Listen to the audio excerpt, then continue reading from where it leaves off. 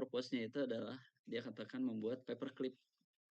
Ada yang tahu paperclip itu apa? Jepit kertas ya, penjepit kertas. Maka apa yang akan terjadi? Kalau kita coba bayangkan yang terjadi itu nanti si AI itu akan mencoba untuk memproduksi satu paperclip, 2 paperclip dan seterusnya ya. Kayak gitu dengan bahan baku yang ada. Nah, selanjutnya ketika bahan baku itu habis, dia akan mencoba untuk mencari bahan baku itu di dunia ini.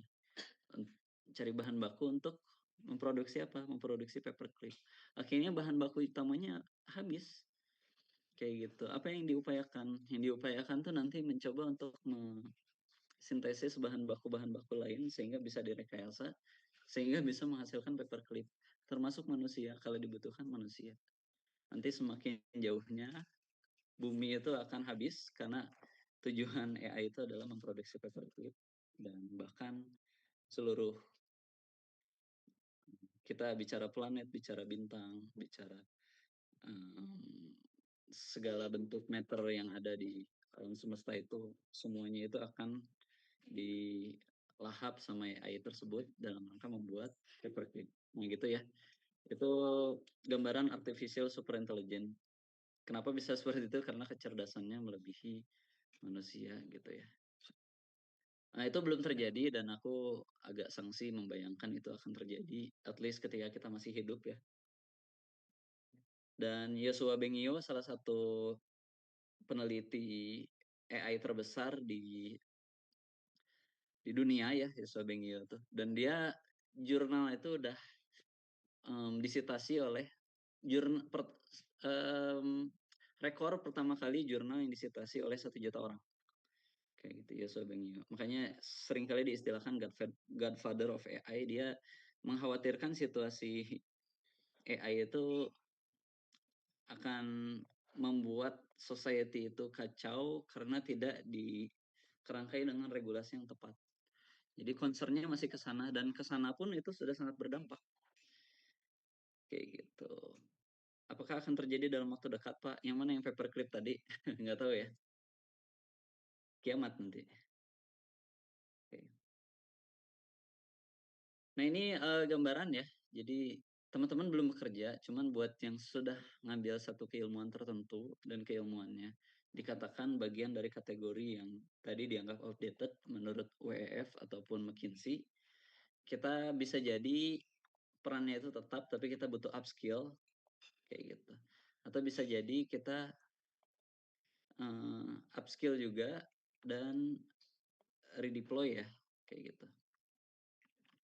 Redeploy itu ngambil peran yang lain kurang lebih kayak gitu. Cuman di sini total jadi apa namanya? Ya, kebutuhan 59 ya kurang lebih. Nah, kalau kalau di total lagi kebutuhannya 59 masih ada yang beresiko tertinggal. 11 orang beresiko tertinggal dan di sisanya berpotensi memang tidak butuh pelatihan skill-skill lain ya. Kurang lebih seperti itu. Tidak perlu upskill. Ini kita ambil dari sumbernya kurang lebih seperti itu. Oke. Nah ini ya. Nah selanjutnya kita akan coba berdiskusi terkait dengan bagaimana kita bisa memulai bereksplorasi dengan belajar apa namanya mempelajari sesuatu dengan mengutilize AI. Nah ini saya mau nanya nih ke teman-teman, kalau teman-teman belajar biasanya pakai AI nggak? Dan buat teman-teman menggunakan AI untuk belajar tuh membantu atau malah membuyarkan ya, pakai AI hanyalah alat. Sekali lagi ya. Buat advisor Kak, ya keren banget.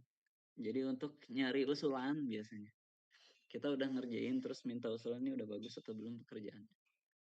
Akhirnya dia kasih masukan ternyata esai yang kita bikin atau artikel yang kita bikin karena tugasnya bikin artikel ya kurang lebih itu nggak apa namanya tidak sebagus itu. Dia ngasih opsi usulan kita bisa jadi ambil atau bisa jadi ini ya. Oke, bantu buat nanya-nanya daripada nyari sendiri di Google. Saya kadang pakai AI buat bikin materi. Oke, buat bikin materi ini bahkan bukan buat belajar ya, tapi buat mengajarkan juga pakai AI. Oke, Natania pakai pakai nanti, tapi nanti nanya orang lagi. Nah ini keren banget. Akhirnya kita punya social need itu interaksi sama orang. Jadi jangan sampai kita hanya pure mengandalkan AI tanpa ada interaksi ke orang lain. Harus ada sharing tuh. Kita jalin ya komunikasi itu. Untuk mempercepat mengerjakan sesuatu, tapi dari segi belajar itu tergantung pribadi masing-masing, Pak. Ya, somehow setuju ya. Bisa jadi karena memang anak brilian kita tuh. Anak brilian tuh yang pinter, bukan bapaknya brilian ya maksudnya. Anak yang brilian atau anak yang apa ya, memang dari segi genetik, dari aspek kecerdasannya sudah di atas, bisa jadi seperti itu. Atau bisa jadi di masa kecil ada faktor gizi dan lain-lain dan yang mempengaruhi kecepatan belajar kita. Oke, keren ya, kayak gitu. Nah ini bisa kita tidak bisa totally replace sebetulnya. Jadi mentor tetap butuh, tapi kita bisa amplify dengan pakai ChatGPT. Sehingga learning curve itu lebih landai ya, lebih cepat bisa dengan uh, resource atau timing yang sedikit. Kurang lebih seperti itu. Oke, nah ini um, semua jalur atau semua role ya rata-rata kalau kita bicara tentang role yang tadi dimention tadi berkaitan dengan profesi-profesi yang berpeluang, misalnya engineer, di situ ada big data analyst dan lain-lain, rata-rata memang ini yang dibutuhkan. Seperti itu, literasi digital, berpikir terstruktur, basic data, pemrograman dasar, menggunakan AI. Dan ini pastikan kita tahu secara konseptual dulu, digital literasi. Kita tahu ada spreadsheet, Google Workspace. Itu tuh tools yang kayak gimana sih? Terkait penggunaannya sendiri bisa di-support sama AI sebetulnya. Kayak gitu. Komunikasi asinkronus, nanti kan mainan asinkronus tuh apa ya? Contohnya kita, ini ada yang pernah nggak nih? Kita bikin tugas artikel bareng ya, biasanya laporan akhir misalnya di sekolah. Ini kita pengen kolaborasi tapi kan waktunya bisa jadi beda-beda. Nah ini ada fitur review, fitur comment, itu bisa dimanfaatkan. Dan itu yang senantiasa harus kita ketahui. Literasi itu kita harus punya, kemudian cara berpikirnya juga tentu harus terstruktur ya. Jangan belibet kalau bicara latar belakang, ya udah ke latar belakang dulu. Kemudian nanti tujuan, kemudian nanti rumusan masalah dan seterusnya. Itu alur yang sama-sama kita pahami ya dan sudah sangat teralami di kita. Kemudian dasar-dasar dari data itu sendiri.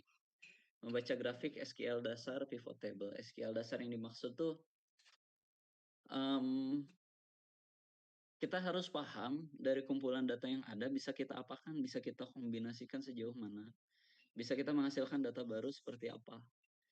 Contohnya ada data mahasiswa misalnya. Saya seringkali ngambil contoh pendidikan ya, karena kebetulan sekarang berkecimpung juga di dunia pendidikan. Contohnya ada data mahasiswa, kemudian ada data nilai dari setiap perkuliahan. Kayak gitu. Itu dua tabel berbeda, bisa kita gabungkan seperti apa. Nah ini harus paham tentang SQL ya. Kita bisa mengquery seperti apa. Nanti ada konsep join namanya. Kayak gitu. Membaca grafik juga kita harus mampu, kemampuan dasar, kemudian pivot table. Oke, selanjutnya ada berkaitan dengan pemrograman dasar. Ini cukup satu untuk memulai, tapi tergantung jalurnya ya. Kalau misalnya teman-teman berelasi itu kepada AI Machine Learning Engineer, kurang lebih seperti itu. AI Machine Learning Engineer, Data Analis, pokoknya berkaitan dengan data dan AI, saya usulkan Python. Kalau misalnya kita ingin jadi developer, saya usulkan JavaScript. Jadi ini role-role yang berkaitan dengan data ya. Kemudian role-role yang berkaitan dengan development engineer, software engineer. Tuh, aku usulkan menggunakan JavaScript, bukan Python nih. Kayak gitu. Dan ini silakan teman-teman pilih role yang mana. Kemudian mulailah. Meskipun JavaScript juga bisa untuk AI ya. Kemudian Python bisa juga untuk development software. Tapi nggak masalah.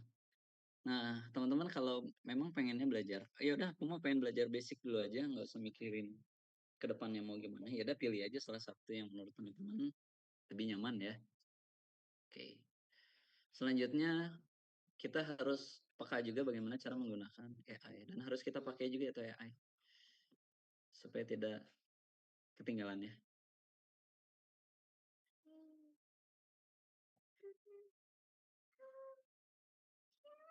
Oke, tapi di lingkungan nyata kita harus bisa keduanya. Oke, ini sudah menghadapi realita kenyataan memang hanya bisa salah satu tuh tidak se-mature itu, tidak sematang itu ya. Eee, akhirnya kalau kita udah paham dasar dari Python, kita akan paham JavaScript dan dengan logic itu kita akan bisa improve diri, kayak gitu. Oke, nah ini akhirnya ada skill-skill yang memang sampai sekarang belum bisa benar-benar digantikan mesin ya, dan ini harus benar-benar kita miliki, kurang lebih seperti itu. Misalnya komunikasi tertulis yang jernih, kalau AI kan sangat monoton dan sangat bisa ditebak seringkali, kurang lebih. Jadi tidak memang menggambarkan apa yang kita kita komunikasikan. Kemudian empati dan pemahaman pengguna. Ini butuh interaksi langsung memang.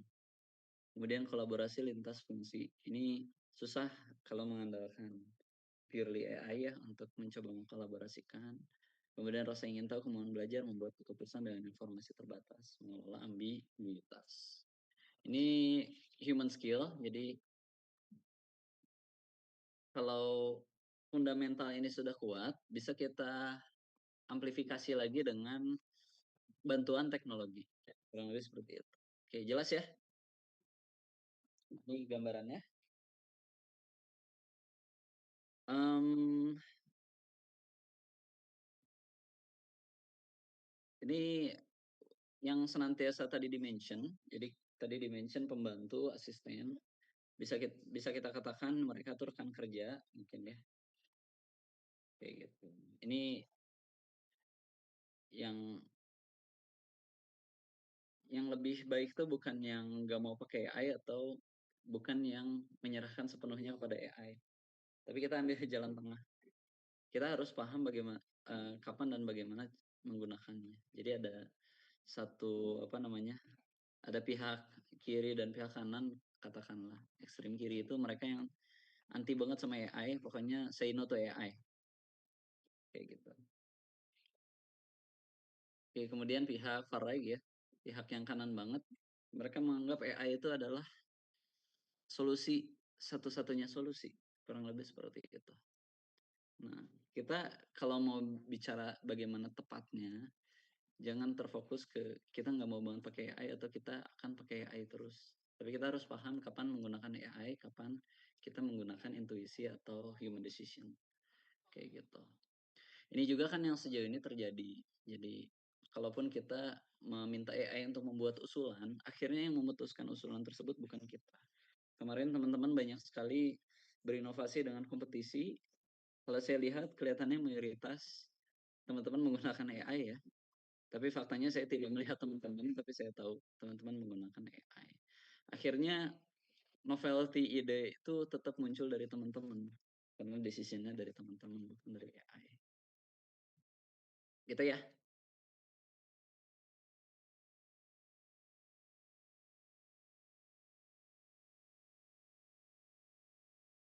Nah ini tools-tools yang harus kita coba. Ini aku mau tambahin tools ya untuk otomasi itu ada yang lagi ngetren, ada yang tahu uh, Everything Assistant for Us. Ini belum ke-mention di sini. Ini di-develop oleh salah seorang, meskipun sekarang kontributornya banyak, di-develop oleh salah seorang dan dia mendevelopnya di garasi ya, dalam tanda kutip dia developnya di rumah seorang diri. Tapi itu bisa booming, bisa ngetrend dan banyak orang yang pakai. Dan ini berbasis AI. Bingung apa? Ini ada transisi nama dia. Jadi kalau nama transisi nama keduanya tuh Moldbot namanya. Tapi ini langsung tertransisikan ya karena nama ini kurang bagus menurut dia. Tuh, ini dulu istilahnya namanya Cloudbot atau sekarang dikenal menjadi Open Cloud. Nah, ini saran saya teman-teman harus coba banget. Saya sempat coba di awal-awal dan merasa sangat terbantu. Pakai Telegram waktu itu. Cuman memang karena sangat boros token ya, jadi saya tidak menggunakan seintensif itu. Tapi mungkin kalau ke depannya memang benar-benar butuh. Ada yang tahu OpenClaw? Ada yang pernah nyoba, Cung? Google, Cung. Oke, dia pernah nyoba ya? Pernah denger doang. Oke, saya. Oh, udah pernah nyoba ya? Keren banget buat teman-teman yang sudah pernah nyoba.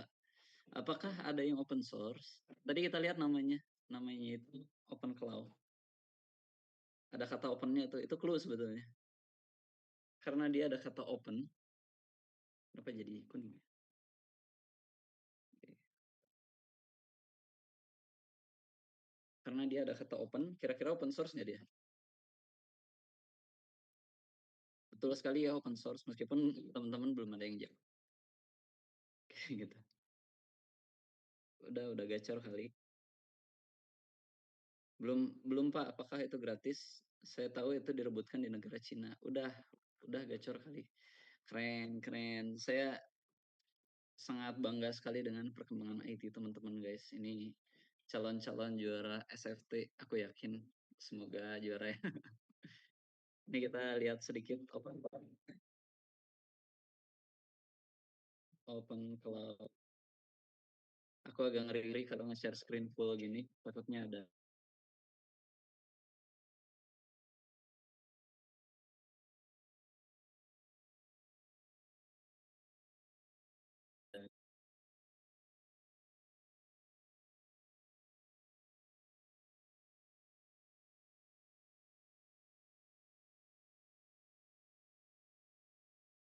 Oke, balik lagi ya.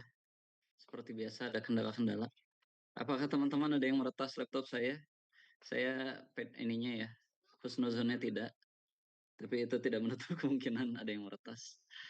Ini open cloud dan ini open source. Artinya teman-teman bisa ambil kode ini dan bisa mendevelop versi teman-teman sendiri. Kemarin yang ngetren tuh ada yang tidak open source tapi kodenya tuh bocor. Ada yang tahu? Kalau ada yang tahu, boleh munculkan di kolom komentar. Cloud code, ya betul sekali. Apa itu aman dari malware? Kalau dikatakan aman, sebetulnya open cloud tuh Jadi harus gitu bukan ya? sangat tidak aman ya. Karena dia Jadi bisa nilai mengapa-apakan komputer kita. Kita salah instruksi sedikit, bisa kehapus tuh semua. Atau bisa kekirim data-data privat kita. Oke. Nah, makanya sarannya memang pakai VPS, Virtual Private Server, atau sarannya pakai virtual machine di komputer kita, dikontainerkan atau beli mini PC. Oke, Cloud Code. Ya, betul. Tadi saya bicara yang pernah leak ya, yang pernah bocor. Source code-nya itu adalah Cloud Code. Bahkan banyak orang yang bikin versinya sendiri, dan itu udah banyak di mana-mana ya di GitHub. Oke. Nah, ini yang jadi usulan. Jadi pilih satu tools, kemudian baru pindah ke tools yang lain. Akhirnya ini tergantung dari kemampuan perkembangan teman-teman. Kalau teman-teman merasa memang sangat bisa mengikuti, ya langsung aja eksperimen semua. Silahkan. Kayak gitu. Kalau perlu fokus ke satu tools ya. Oke. Nah, ini kita coba. Jadi banyak sekali tools. Salah satunya adalah AI coding. Kita akan coba ya. Ini teman-teman buat yang belum pernah melihat vibe coding itu kayak gimana sih? Akan kita coba tunjukkan. Saya akan coba overview dulu aja. Cuman dari overview sendiri harapannya bisa tergambarkan ya. Hmm, Katakanlah aku bikin project baru di sini 2026 SFT webinar. Ini live coding. Wah, di YouTube kan banyak tuh dulu live coding. Sekarang mulai ngetrend nih, live vibe coding. Live vibe coding. Ada nggak tuh? Iya, ini ya. Mudah-mudahan udah ke-share. Aku bikin project baru 2026 SFT webinar. Nah,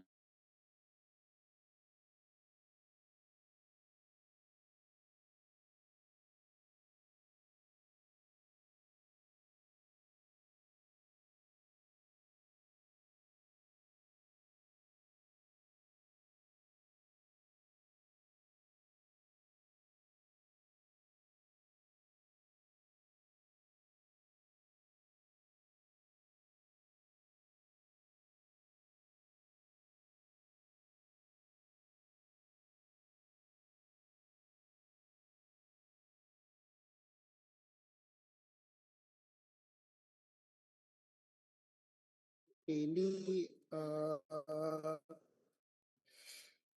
dari Mas Arvan melek dikit ya.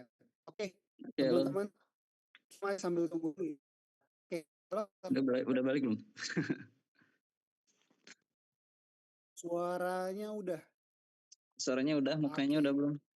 Udah ya, ini mudah-mudahan. Nah, ini mukanya aku sudah, coba ini ganti jangan ada device. yang meretas beneran ya.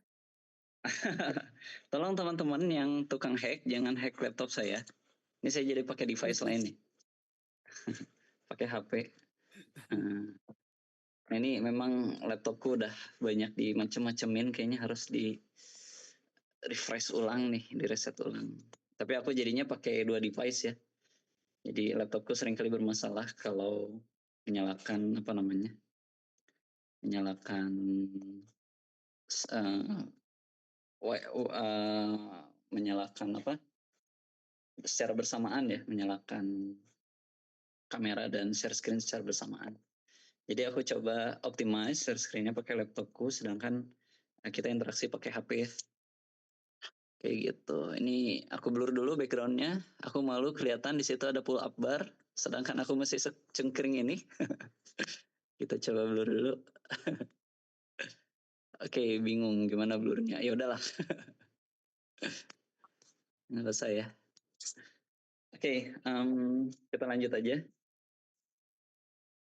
Banyak yang ketawa ya, memang nasib kurus. Gak apa-apa guys, aku berusaha. Kita lanjut share screen sebentar. Aku coba share screen lagi. Save the webinar, oke. Nah ini kita bikin satu jendela project baru. Harapannya nggak ada yang hack lagi dari teman-teman. Dan kita akan punya satu misi. Misi kita adalah untuk membuat personal profile website. Bahannya apa? Bahannya CV yang kita miliki. Sebagai contoh kita punya CV. Aku mau coba upload CV yang ada di dalam diriku ya. Sebentar, aku cari dulu CV-ku. Oke, ada di Git personal site. Nah, di sini nih, ini aku ada CV ya. Aku kirimnya dalam bentuk docs. Nah, ini setelah aku upload, gimana caranya supaya kita bisa bikin web app atau website yang di situ menampilkan CV-ku. Caranya mudah, hanya dengan satu kata saja guys. Ini salah satu tools vibe coding yang aku pakai, namanya Cloud Code. Teman-teman ada yang udah pernah pakai? Cung? Oke, banyak ya. Aman, sip. Pada ngacung nih. Kita hanya perlu mengetik, tolong buatkan website personal profile dari, kita mention filenya, resume form. Silahkan putuskan sendiri seluruh asumsi. Saya terima saja, jadi saja. Oke, mudah banget ya. Tapi nanti terima jadi jangan langsung dipublish guys, harus kita lihat dulu. Nah, kita running dan dia akan jalan. Ini aku pakai model Sonnet, jadi mungkin nggak powerful itu. Dia akan membaca file, kemudian dia akan langsung write code. Jadi kodenya akan dia tulis di sini nanti. Gitu ya. Nah, sambil menunggu kita akan lanjut presentasi selanjutnya ya. Jadi sekali lagi, AI itu bukan guru kita tapi asisten kita. Kalau asisten udah kita suruh kerja, ya udah sisanya kita lanjut kerja yang lainnya. Gitu. Aku sekarang share screen dulu. Extension ya, betul sekali ya, tadi extension. Oke, ini ya. Bahkan tidak hanya sekedar menulis fungsi atau menulis kode, kita bisa minta AI aja untuk menjelaskan kodenya itu seperti apa dan kasus penggunaannya seperti apa ya. Kemudian kita bisa minta AI untuk refaktor atau merubah struktur kodenya seperti apa. Ataupun kita bisa meminta AI untuk mengenerate unit test ya, atau bikin kode testing. Jadi ini sering saya lakukan, saya minta AI buat ngetes apa yang sudah dibuat. Dan seringkali dia menemukan kekurangannya. Jadi AI juga bisa teledor guys, harus dicek 2 kali. Suatu saat aku pernah bikin artikel jurnal dan pernah meminta AI untuk mencantumkan referensi kepada artikelnya. Kayak gitu. Setelah dicantumkan, aku minta AI kembali untuk mengecek kembali referensinya itu udah benar atau belum. Ternyata masih ada yang salah. Dia nemu sendiri kesalahan. Oke. Nah ini masih GitHub Copilot ya, ada juga tools namanya GitHub Copilot, itu aku pakai juga dan cukup murah ya. Itu plugin, betul sekali, Cloud Code itu plugin meskipun ada versi CLI-nya. Plugin di apps VS Code ya, extension. Aku pakai GitHub Copilot bikin buat WA dari nol, keren banget, langsung type. Sudah coba anti gravity, saya udah nyoba. Kalau saya merasa masih lebih nyaman VS Code, tapi kalau teman-teman merasa lebih nyaman anti gravity boleh. Jadi anti gravity itu salah satu kompetitor VS Code ya, yang dipublish oleh Google. Meskipun basis source code-nya dari VS Code dan dia extension-nya berbasis physics, artinya ngambil ekstensi dari VS Code juga. Karena VS Code itu open source. Ada juga Windsurf ya, kalau teman-teman tahu. Windsurf juga salah satu opsinya. Oke. Nah ini beberapa jalur belajar. Kita tuh bisa self learning, bisa mengikuti online course, bisa bootcamp, bisa project magang. Kalau aku mengusulkan, jangan cuma satu. Jadi biasanya dengan pola campuran itu bisa lebih bertahap dan kombinatif, bukan satu jalur tunggal. Justru butuhnya tuh training dengan pola campuran. Orang-orang tuh yang 59 tadi ya, berdasarkan World Economic Forum. Dan kalau kita campur, usulannya apa berarti yang dicampur? Apapun silakan, tapi yang aku usulkan include satu ini, at least include project ataupun magang. Freelance kecil, open source, internship silakan. Tapi ini usulanku, tolong di-include ya. Kayak gitu. Oke, aku lupa harus share entire screen ya biar ininya kelihatan. Pak, annotation-nya kelihatan.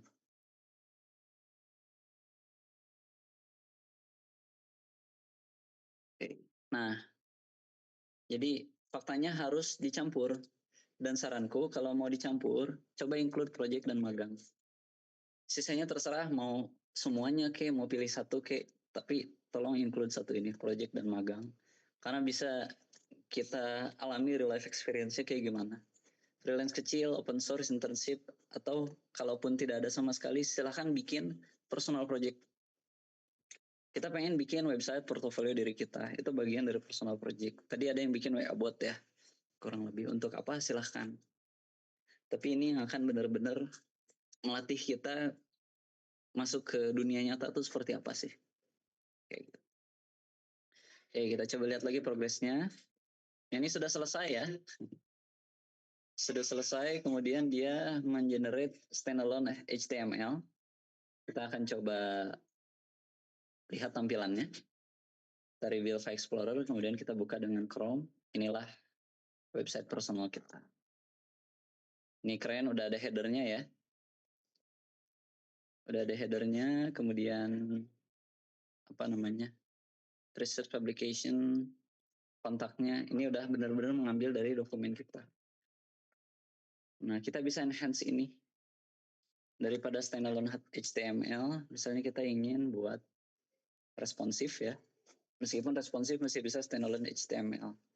Atau kita bisa develop dalam bentuk React yang datanya tuh merujuk kepada satu single source of truth, misalnya JSON. Nah ini yang aku eksplorasi juga dan yang aku deploy juga di webcar.cc ya.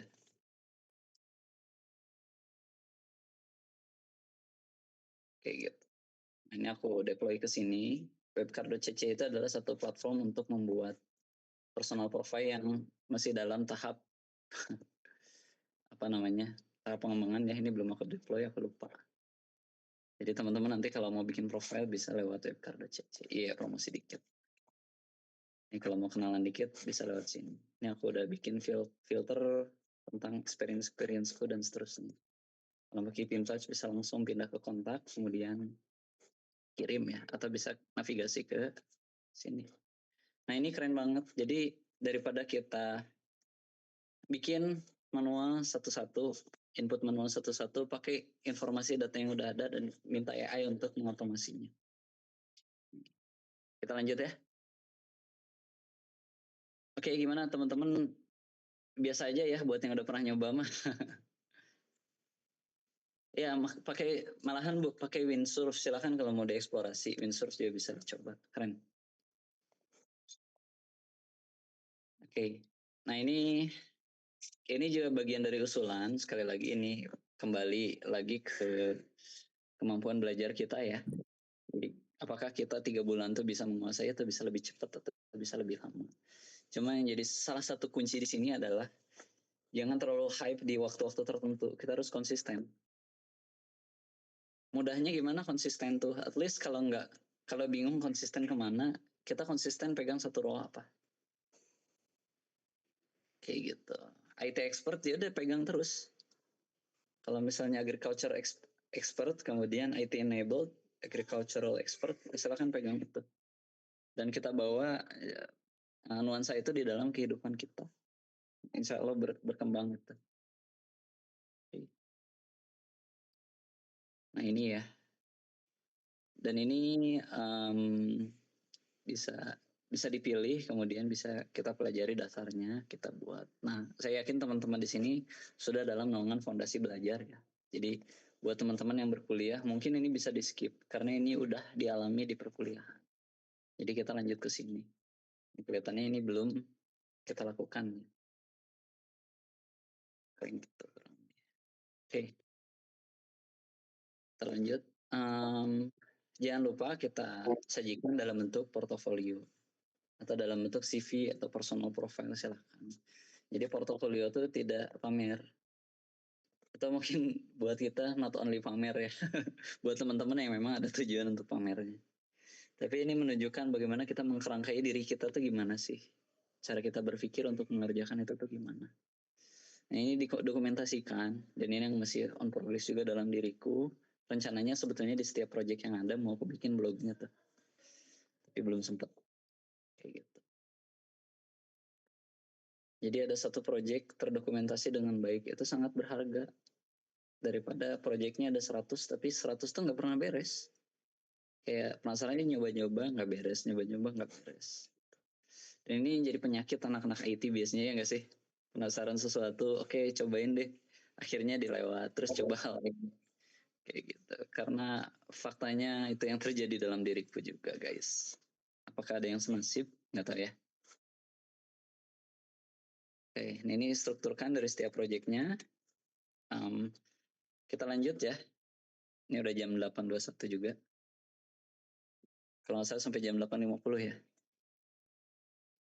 4 prinsip yang membedakan belajar nempel yang belajar menguap. Nah ini apa yang dimaksud belajar menguap? Belajar menguap tuh kebiasaan kita semua tuh di waktu kuliah. Ini kalau yang punya dosa ini silakan ngaku aja ya, nggak usah anti banget sama dokumenter soal dosa ini. Kita mau ujian, karena mau ujian H-1 kita belajar. Siapa yang pernah gitu cum? Dan buat yang pernah kayak gitu, siapa yang masih ingat itu ilmunya apa? Saya yakin 80% ke atas pada lupa. Udah ngaku aja, nggak usah pura-pura ya. Oke. Nah ini itu salah satu contoh menguap ya, betul sekali, namanya SKS, sistem kebut semalam. Kayak gitu. Maka 30 menit setiap hari mengalahkan 5 jam di akhir pekan. Nah ini nih deadliner ujian biasanya. Ya akhirnya tergantung otak juga sih, cuman sering kali ini nggak bekerja. Kayak gitu. Nah kemudian praktis yang dimaksud kalau olahraga kita coba, kalau misalnya berkaitan dengan IT kita coba buat build what you learn. Karena kalau dipelajari doang nggak dicoba, ya menguap juga akhirnya. Kemudian yang ketiga apa?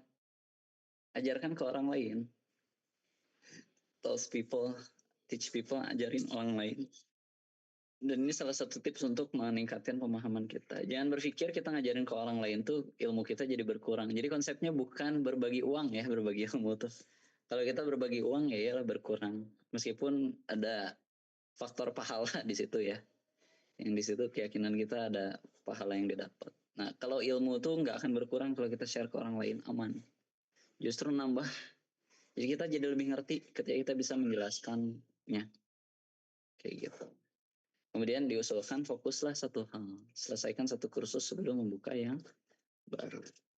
Tidak seperti anak IT yang suka penasaran bereksplorasi dengan hal-hal berkaitan dengan IT. Oke, ini bikinan Claude, keren ya. Di sini Dias. Kita coba lirik dikit. Ini Dias nih. 5 coding expert. Oh iya, ini keren banget. Tidak bisa kupungkiri. Ini berapa kali nge-prom ya? Sekali kali ya? Ini nggak apa-apa ya aku display? Karena kan Dias juga udah ini ya, udah nge-share di kolom chatnya. Oke. Oke, ini practical experience belajar N8N juga, keren banget. Bahkan di sini ada project ya. Ada project SIC. Wah, ini cemerlang sekali ya, dia keren banget.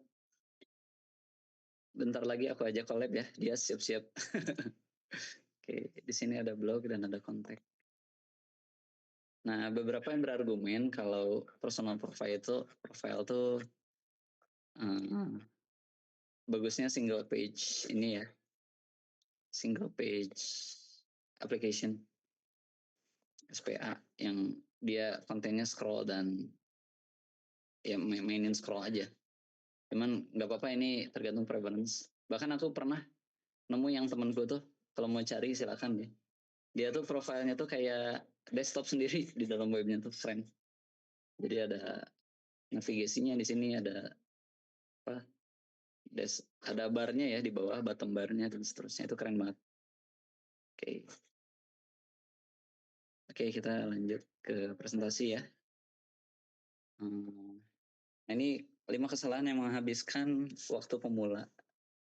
Jadi menonton terus tanpa praktik, ini terjadi di berbagai hal, termasuk buat yang suka nonton tutorial workout tapi nonton doang, nggak pernah workoutnya. Sama ya. Ganti-ganti arah, bulan ini data, bulan depan desain, lalu machine learning, dan seterusnya. Ini tidak meningkat. Kemudian menunggu siap, nanti aja lah belajarnya. Nah, kemudian belajar sendirian. Nah, ini jadi catatan, meskipun ada AI, kita nggak bisa benar-benar belajar sendirian. Harus ada mentor ya, kurang lebih. Aku juga kebetulan secara private nge-mentor 2 orang currently. Dan improvementnya kerasa. Meskipun dia, aku mentor pun dia, aku arahkan dia bagaimana menggunakan AI dengan baik dan benar. Kayak gitu. Nah, ini juga hati-hati membandingkan dengan orang-orang yang jauh lebih jago. Kalau kita coba bandingkan kita dan Mark Zuckerberg atau karyawan-karyawannya yang benar-benar gila, itu akan sangat jauh. Kita bandingkan dengan diri kita sendiri kemarin ya. Jadi kita bisa melihat improvement. Oke, lanjut. Nah, ini gambaran AI itu bisa mempersingkat waktu kegiatan kita. Yang asalnya itu butuh berjam-jam, kurang lebih kayak gitu. Jadinya kita cuma butuh sekitar beberapa menit saja, 20 menit, 40 menit, 30 menit. Ini kita misalnya membuat satu laporan, pertama riset, karena risetnya manual, kita 2 jam tuh risetnya, dengan adanya AI bisa jadi 20 menit. Bikin draftnya juga sama, revisi dan formatnya juga sama. Jadi total yang misalnya 6 jam bisa jadi 90 menit. Ini perhitungan kasar, tapi ini gambaran memang terbantu sekali dengan AI ya. Kita akan coba eksperimen juga berkaitan dengan ini. Kita akan tambahkan satu bisa project lagi ya.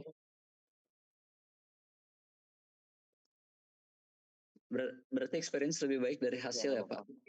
Sama itu Pak. Hasil itu menunjukkan experience Itu, kita juga.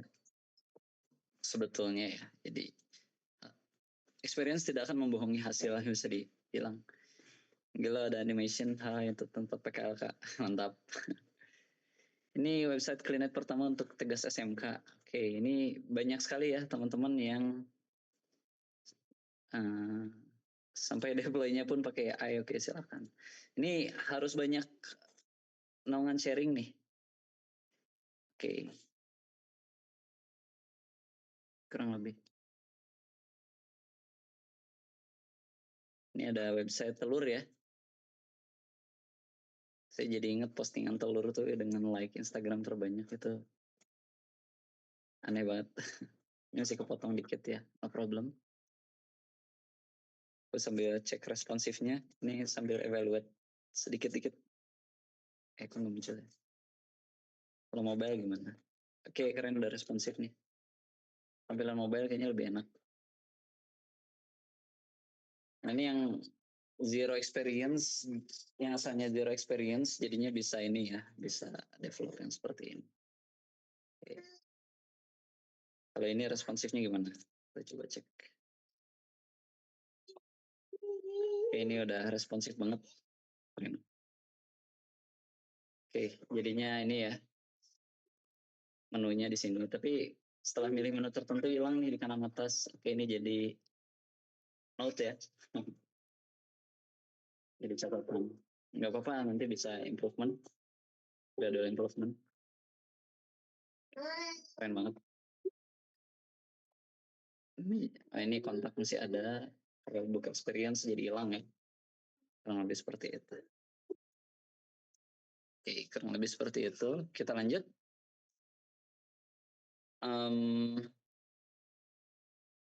Mana tadi present? Nah ini kita akan coba percobaan AI lain. Masih dokumen. Bisa jadi kita pakai tools robot atau kita menggunakan apa namanya? Kita menggunakan Cloud Cowork. Kita ada beberapa tools lain, tapi kita akan coba utilize cloud ini ya, cloud code ya untuk ini. Nah, ini eksperimennya kita akan coba ikutin ini ya. Kita membuat draft surat undangan yang otomatis per peserta. Nah ini tentu kita harus ngasih sampel data ya. Kita coba ambil sampel datanya dari yang pernah aku generate peserta rapat. Oke, kita upload ke sini. Di sini ada 6 peserta yang berbeda. Bayangkan kalau pesertanya itu ribuan. Atau kita buat challenge lebih ya. Tolong tambahkan sampel data dari peserta rapat menjadi 100 data. Kita coba challenge lebih, kita tambah datanya, kemudian kita buat otomasinya. Kayak gitu. Nah, nanti setelah ini ditambahkan, kita siapkan form baru. Form barunya itu adalah, ini bisa multi agent ya. Selagi itu dalam proses, kita siapkan form baru. Tolong buatkan surat undangan untuk setiap undangan yang ada pada daftar di peserta rapat. Nah ini kurang lebih kita, kalau aku biasanya bypass permission guys, jadi seringkali aku nggak peduli apa namanya,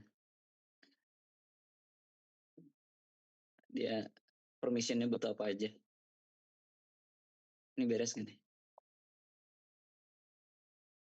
Oke, gitu ya kurang lebih.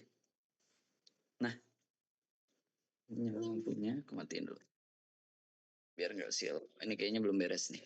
Kita coba switch dulu ke sini. Oke, sebentar ini anakku rewel guys. Aduh, pakai baju dulu, belum pakai baju. Pakai baju dulu ya. Sama Abi. Bentar, Abinya lagi meeting dulu. Pakai baju dulu, nanti kalau udah pakai baju digendong sama Umi. Yes. Ini kelucuan dari my daughter. Daughter coba buka cloud-nya di sini dulu. Nah ini kita tambah satu script lagi, bypass permission. Tolong buatkan, tadi aku udah paste ya, kita mention serta rapat. Nah biasanya aku kalau yang biasa aku lakukan bikin sampel satu dulu, terus setelah apa namanya, setelah sampelnya setelah sampelnya dibuat satu baru dieksekusi untuk semua kayak gitu dalam bentuk PDF. Ini multi agent nih, jadi di satu sisi nge-generate tambah data sampai 100 data, kemudian di sisi lain ini bikin kode untuk mengenerate surat undangan. Nah, ini scriptnya akan dipersiapkan. Jadi memang harus ada prior installation dulu guys. Kayak gitu. Nanti kita akan tunggu ya. Ini datanya udah bertambah. Kemudian kita izinkan semua edit. Dan kita diamkan AI-nya sambil kita lanjut. Oke. Nah ini AI itu akan kepake untuk selanjutnya kita utilize dalam rangka meningkatkan, ya ini kelamaan allow jadi bypass permission aja lo udah. Tapi ya, sekali lagi harus hati-hati ya. Kayak gitu. Aku masih berjam-jam kak, kebanyakan debugging nggak jadi. Oke. Harus ngerti konteksnya. Kita harus banyak sharing lah pokoknya. Untuk inputnya otomatis atau harus manual kak? Untuk contoh ini inputnya bisa otomatis, bisa manual ya. Kayak gitu. Inputnya. Kalau aku lebih mengandalkan input-input yang sifatnya otomatis. Jadi kalau ada data yang masih raw, kemudian di Excel ini kita pakai AI aja, nggak usah repot-repot. Oke, nah buat teman-teman yang memang pengen ikutan SFT ya,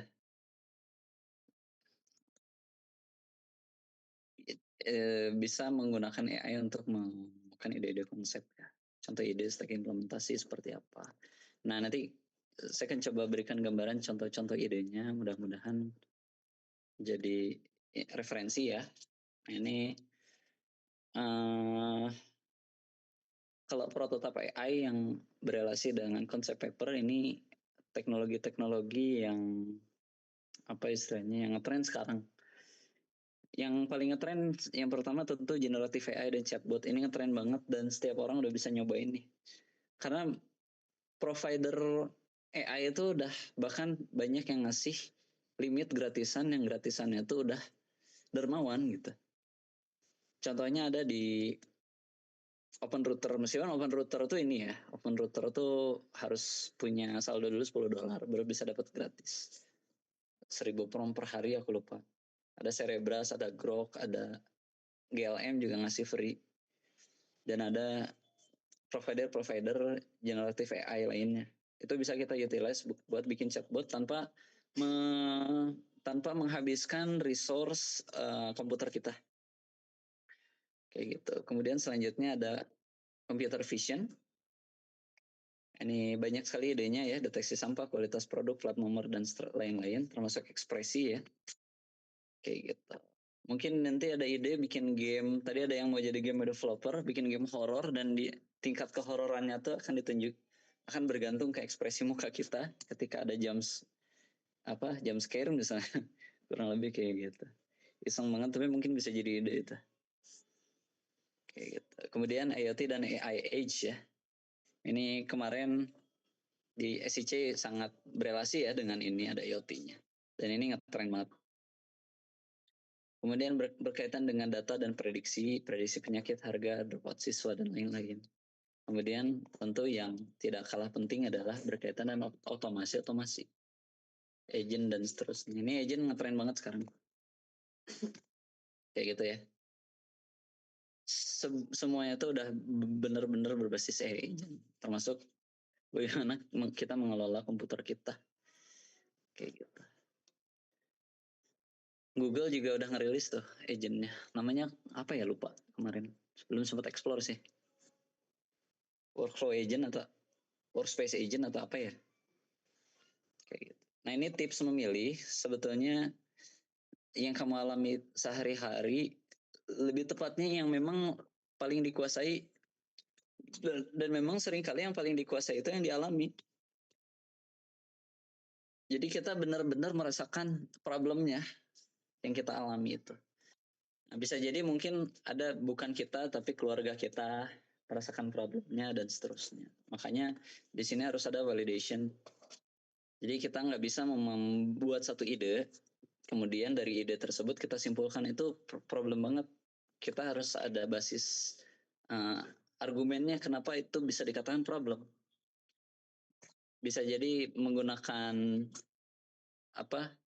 aktif data atau pasif data ya. Jadi data-data yang sifatnya itu interview observasi ataupun data-data yang kita ambil dari referensi-referensi dari third party. Bisa kayak gitu.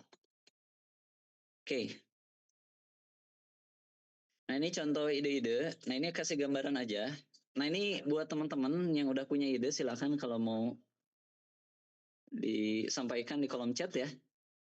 Mudah-mudahan bisa kita coba diskusikan bersama. Tapi ini bukan dalam rangka ya kita nggak usah terlalu pelit ide juga. Oh nanti idenya kepake dong sama teman-teman kelompok lain. Nanti apa namanya?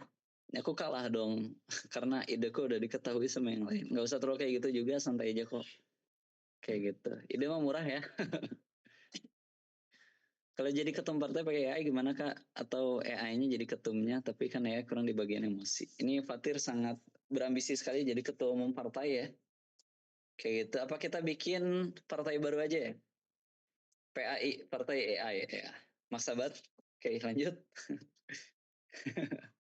Kalau semacam cloud code, codex yang berjalan device itu konsepnya gimana sih Kak? Mau nyoba? Tapi kayaknya perlu device yang bagus biar lancar. Oh enggak juga. Apa ya konsepnya tuh? Jadi cloud code, GPT codex, dan lain-lain itu apa namanya? Itu tuh bisa dikatakan AI agent, agentic AI lah bisa dikatakan.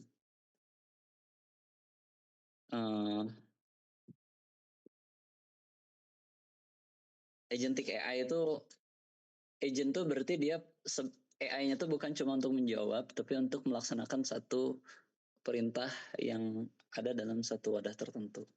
Nah dalam hal ini Cloud Code dan GPT Codex itu punya keleluasaan untuk mengedit file.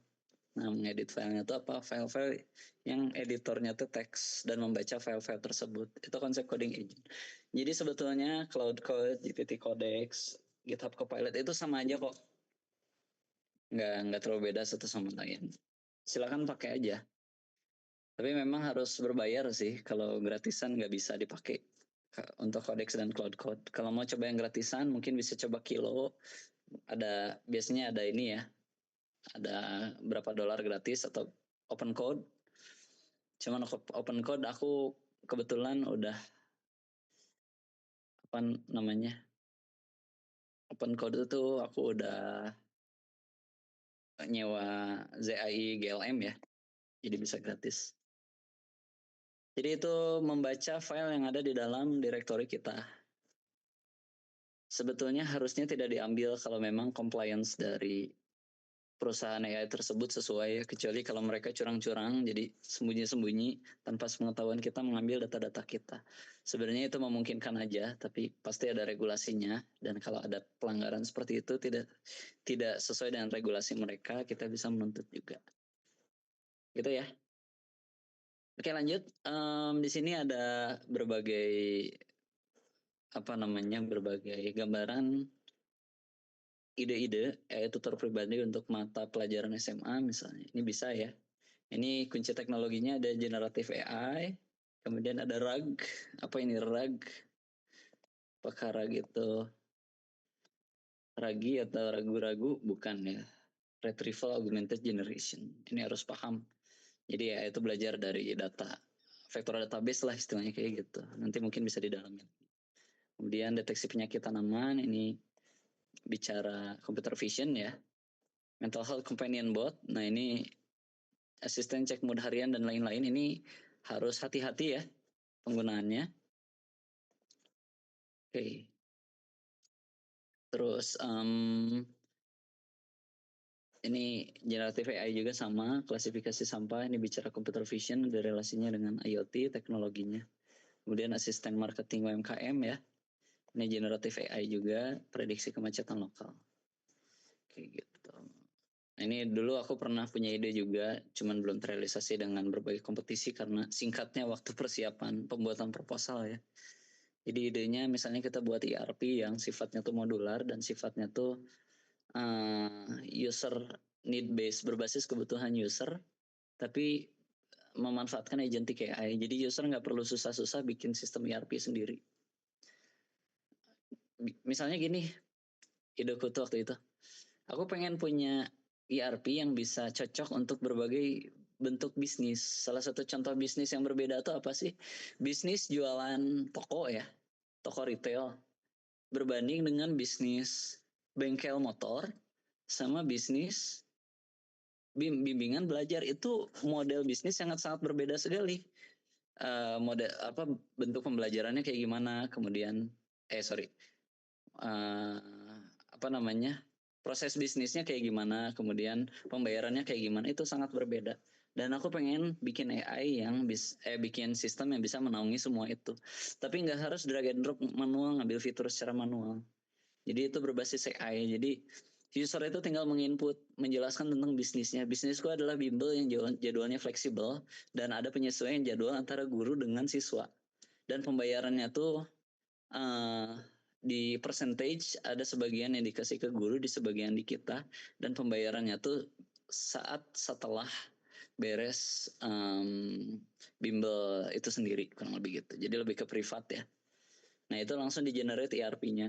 Berarti ERP-nya dia bisa nge-handle schedule, availability schedule buat guru, availability schedule buat siswa. Kemudian dia bisa bikin reminder pembayaran kalau misalnya schedule-nya tuh udah selesai, kurang lebih kayak gitu. Kemudian nanti ada sistem pembayaran ke reminder untuk misalnya transfer ke guru yang bersangkutan atau pengajar yang bersangkutan karena udah selesai gitu, untuk membayar gaji mereka. Nah itu seperti itu. Itu sangat berbeda dengan retail, bisnis jualan barang. Tapi pengen bikin ERP yang bisa cocok untuk itu juga. Ini tentu jadi ide yang sangat radikal ya. Radikal yang dimaksud itu sangat sulit sekali untuk diaplikasikan. Tapi aku penasaran. Karena melihat kemampuan teknologi sekarang itu sangat memungkinkan. Oke, kita persingkat ya. Masih ada 5 menit lagi. Ini stack realistis untuk pemula ya. Jadi silakan menggunakan tools ini library atau toolsnya, dan ini untuk tingkat kesulitannya bisa jadi mudah ke sulit ya, kayak gitu. Yang paling sulit tuh memang bicara soal IoT dan AI. Kenapa IoT sulit? Karena kita bermain dengan perangkat. Kalau sisanya di komputer kita juga cukup dan bisa sangat terbantu dengan AI, kurang lebih. Gitu ya. Kita coba cek apa yang dihasilkan dari sini. Nah ini ada undangan PDF. Kemudian kita coba reveal ya, displaynya kayak gimana secara preview. Nah ini bentuk undangan. Nah ini udah jadi surat jadi Pak. Jadi kita tinggal ganti header dan lain-lain, nanti kita request aja ke AI. Dan ini udah sesuai dengan isian dari CSV tadi. Nah ini kita bisa bikin hal-hal lain dari sini. Misalnya kalau peserta webinar bisa bikin sertifikatnya secara otomatis misalnya.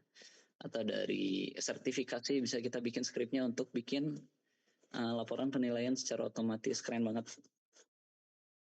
Gitu, dan ini nggak lama. Kalau dulu belum ada AI, ini mengandalkan 2 orang at least dan menghabiskan 1 hari penuh buat bikin ini. Kayak gitu ya. Jelas ya? PAI berarti ambil data device, perarahin. Kayak saya baru tahu ada website tentang MIT Apps Inventor. Bagus buat bikin aplikasi, connect Arduino. App Inventor dari MIT ya? Kayak gitu, jadi nyusun puzzle. Ini bagus buat belajar. Jadi dulu aku diajarin juga di tingkat 1 kuliah, bahkan di luar negeri itu diajarin di SMA, bahkan SMP. Kayak gitu.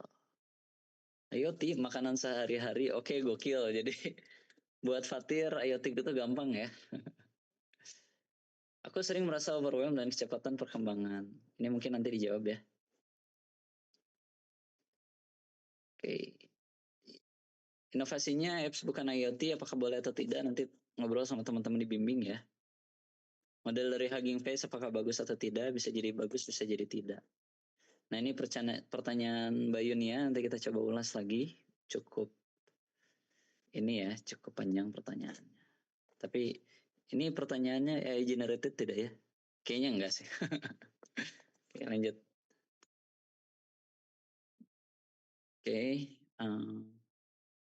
Nah ini sebenarnya in general, tapi nanti model penilaiannya kayak gimana, sekali lagi ikut sosialisasi dari Samsung dan dari dibimbing ya, supaya jadi lolos. Tapi in general memang ini harus clear. Bahkan ini terkait juga dengan lomba-lomba lain secara general atau bikin artikel secara general. Kayak gitu. Nah, ini kenapa ada bagian komponen AI, karena temanya ada AI-nya ya, kayak gitu. Cuman sisanya tuh memang sisanya tuh common sense lah bisa dibilang. Semuanya itu ada latar belakang, target user, solusi, visibility, dampak, roadmap, kayak gitu. Dan nilai plusnya adalah kalau misalnya ada mock-up-nya ya, ini lebih meyakinkan kalau misalnya ada. Dan kita bisa dengan mudah membuat mock-up. Nah, ini ngedraft juga bisa kita pakai AI ya. Jadi review kritis supaya tidak dari nol. Itu ya. Jadi ini common sense untuk semua bentuk penelitian, semua bentuk membuat artikel, semua bentuk lomba. Ini harus perhatikan poin-poin ini. Oke. Kemudian ini kita kembali bicara ke peluang karir ya. Kayak gitu. Tadi udah bicara tentang ide-ide. Ini peluang-peluang karir sebenarnya tadi udah di-mention ya.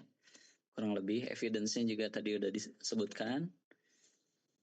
Kemudian ini jalur-jalur atau peluang-peluang tambahan lagi kalau misalnya pengen memilih satu spesialisasi tertentu. Ini cyber security kayaknya saingannya susah, nggak terlalu banyak saingan tapi belajarnya harus lebih getol ya, kayak gitu. Kemudian healthcare, education dan seterusnya. Oke, sementara itu ya yang mau aku sharing. Udah jam 8.50 juga. Mudah-mudahan dapat banyak insight nih. Sekarang saatnya diskusi termasuk ngejawab pertanyaan teman-teman yang ada di kolom chat. Ini banyak banget. Kayak gitu. Ini aku sangat senang sekali dengan antusiasme teman-teman ya. Kurang lebih. Oke, kayaknya mau aku kembaliin dulu ke Mas Sultan. Ada? Halo? Dan ini banyak pertanyaan banget. Kita coba papai satu-satu ya. Papai itu bahasa Sunda. Apa ya bahasa Indonesianya? Dan ada yang ngacung juga ini dia. Keren banget.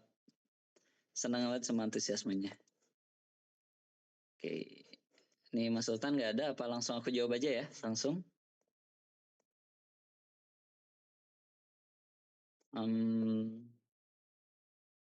Ya udah. Kita coba ulas dari segi pertanyaannya. Sekarang masuk sesi question and answer. Kayak gitu. Dari Mas Sultan belum ada yang mau disosialisasikan ya, barangkali berkaitan dengan SFT ataupun seperti apa. Oke. Nah ini kita coba. Halo. Kita coba lanjut ke. Lanjut Q&A ya Mas Sultan ya. Aku jawab apa pertanyaan-pertanyaan yang ada di kolom chat. Nah ini Mbak Yuni ya, aku sering merasa kewalahan, overwhelmed dan kecepatan perkembangan teknologi. Oke. Terasa eksponensial ya, memang literasi ya krusial betul sekali. Di sisi lain tanggung jawab pekerjaan utama, konsentrasi tinggi dan manajemen waktu yang ketat. Nah ini efektifnya dari berbagai usulan tadi itu nggak usah lama-lama, tapi kita coba konsisten. Kayak gitu. Jadi tadi quotes-nya ya, 30 menit setiap hari itu lebih berharga daripada 5 jam di akhir minggu. Kurang lebih seperti itu. Akhirnya bisa jadi terikat dengan berbagai situasi yang tidak sesuai dengan apa yang kita inginkan karena beban kerja yang sangat ketat. Jadi nggak ada free time. Ya kita sumbangkan waktu tidur kita, kurang waktu tidur kita 30 menit at least misalnya. Untuk sedikit mendalami tentang literasi AI itu sendiri. Tentu kita harus gambarkan dulu journey-nya ya, supaya jelas. Kayak gitu. Nah, untuk menyeimbangkan antara deep work pada proyek dan kebutuhan untuk terus melakukan upskilling. Nah, ini tergantung deep work-nya. Apakah kerjaannya yang sifatnya repetitif? Kalau kerjaan sifatnya repetitif, kalau saranku langsung dicoba untuk mengutilize AI. Atau kalau kerjaannya apa ya? Ya mungkin ada beberapa kerjaan yang susah ya, kayak misalnya jadi perawat. Itu kan susah digantiin jadi AI. Itu harus spend waktu. Jadi ini tergantung situasi. Kalau misalnya situasinya bisa dilekatkan dengan AI, kita coba sisihkan waktu dibantu pakai AI. Kalau itu berhasil, justru kedepannya manfaatkan itu terus. Kayak gitu ya Mbak Yunia, mudah-mudahan jelas. Kemudian ini ada Sultan Habiakso. Sultan Habiakso ini orang Eropa atau orang Indonesia atau orang Jepang? Namanya ini ya. Tapi no offense ya kalau misalnya ternyata itu nama beneran, aku yakin itu ada makna yang keren di baliknya. Kayak gitu. Jadi sorry kalau ada ini. Untuk inovasi buat apps bukan IoT nggak apa-apa. Yang penting penggunaan AI menyelesaikan satu problem. Oh tadi aku udah jawab. Apa namanya? Nanti ikut sosialisasi dari SFT-nya kayak gimana ya, dari pihak dibimbing atau pihak Samsung. Untuk model Hugging Face bagus, ada yang bagus atau enggak, tadi udah dijawab. Nah ini Wulan, pertanyaannya banyak, ada 3, kita coba discuss ya. Berikut untuk list pertanyaannya untuk fresh graduate yang tertarik masuk ke bidang AI. Kayak gitu, apakah belum memiliki banyak proyek, langkah kecil very realistis untuk mulai portofolio yang menarik rekruter. Bikin portofolio yang berkaitan dengan destinasi kerja kita. Kalau memang kerjanya itu adalah software house, dan kita ingin ngambil role web dev, kita bikin portofolio website yang banyak. Dan kalau saranku daripada bikin satu buah portofolio website yang menunjukkan seluruh keilmuan kita. Kayak gitu. Meskipun kita apply-nya ke front end misalnya, meskipun sekarang biasanya full stack yang diterima, kita menunjukkan bahwa kita mampu untuk full stack juga. Itu akan memberikan nilai value lebih ya, kurang lebih. Ini akan sangat tergantung dari calon tempat kerjanya ya, kurang lebih seperti itu. Kemudian kalau ingin mencoba magang bidang teknologi tapi merasa skill masih biasa saja, belum punya banyak pengalaman, apakah syaratnya cukup sulit? Yang harus dipahami dari magang itu adalah kerja untuk belajar. Jadi justru zero skill juga ya magang aja, karena di magang itu kita akan belajar teman-teman ya. Kayak gitu. Jadi kecuali kalau tergantung tempat magang ya, kadang ada magang yang butuh prerequisite tertentu. Cuman kalau ternyata kita udah keterima magang nih, dan kita ingin kan memulai magang, maka yang perlu dipersiapkan itu bukan skill, bukan apa, tapi kesiapan belajar. Oke, saya ingin connect di LinkedIn, aku tidak bisa mengirim pesan karena muncul layar dan tulisan, oke. Solusinya bagaimana? Berarti harus connect dulu biasanya. Kalau undangan, jadi kita nge-connect tuh kan bisa custom message-nya, itu terbatas kalau yang gratis. Jadi usulannya tuh paling usulannya ya buatku ini aja, di-connect-in dulu baru kita kirim pesan. Atau kalau mau berbayar premium ya silakan aja. Sorry ya, my daughter dia suka pengen di pangku. Oke, lanjut. Nanti PPT apakah di-share atau mungkin recordnya kayaknya nggak ada. PPT mungkin bisa. Sekaligus ini Dias dari Neurothink mengacungkan tangan, silakan kalau mau on mic kita discuss ya. Ada. Halo. Ya, halo. Di mana nih Dias? Lagi di mana? Lagi di kamar sih. Oh, di kamar ya. Oke. Sebentar ya, aku cek dulu Dias lokasinya di mana. Enggak deh, aku bukan cyber security ya. Di kota apa nih? Di Banyumas, Kak. Oh, Banyumas, keren. Oke, lanjut Dias. Baik, Kak, untuk pertanyaannya ya dari materi yang disampaikan oleh Kak Arfan tadi, tanggapan Kak Arfan itu jika AI terus berkembang sampai beberapa tahun ke depan,